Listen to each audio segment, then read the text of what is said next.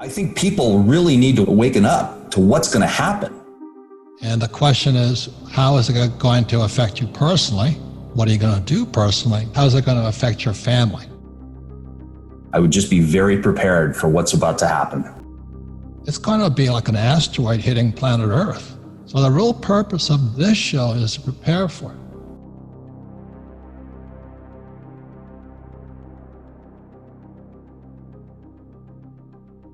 The problem is most people are like deer in the headlight, right? They're just, no, it's going to come back. You know, Trump will save me, Biden will save me, Ocasio-Cortez will save me.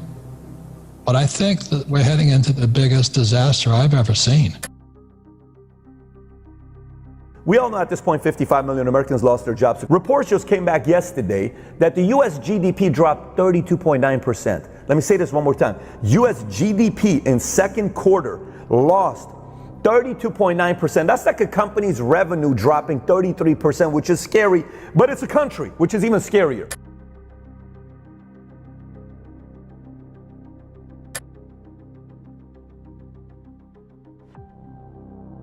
If they don't bail this whole thing out, the trouble is, how big would that bailout have to be?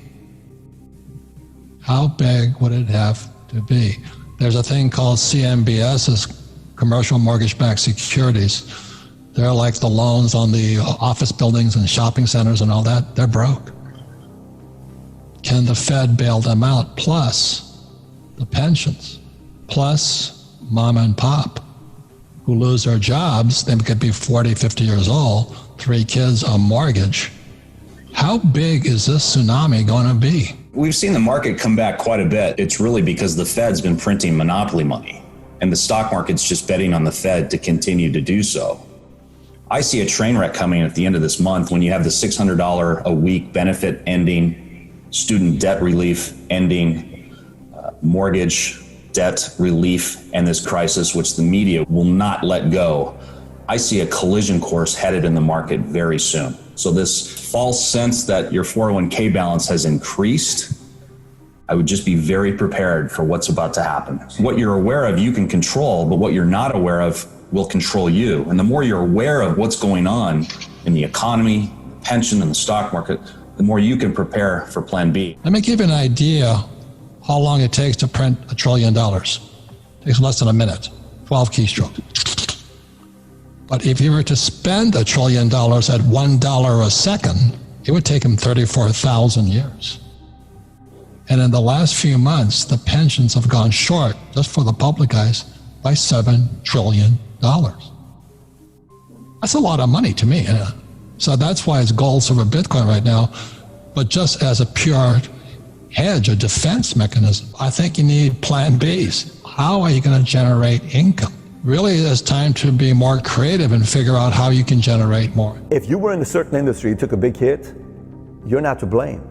Because who the hell was under the impression we're going to be told to not go to, kids cannot go to school and shut down industries? You and I didn't know that. We've never been through this before. This was the first time. But if it happens a second time around and you stay in an industry that took a massive hit, then it's your fault. First time around, not your fault. Second time around, it is your fault. The industry that took the biggest hit, okay, June over June last year, unemployment June of 2020, unemployment of June of 2019.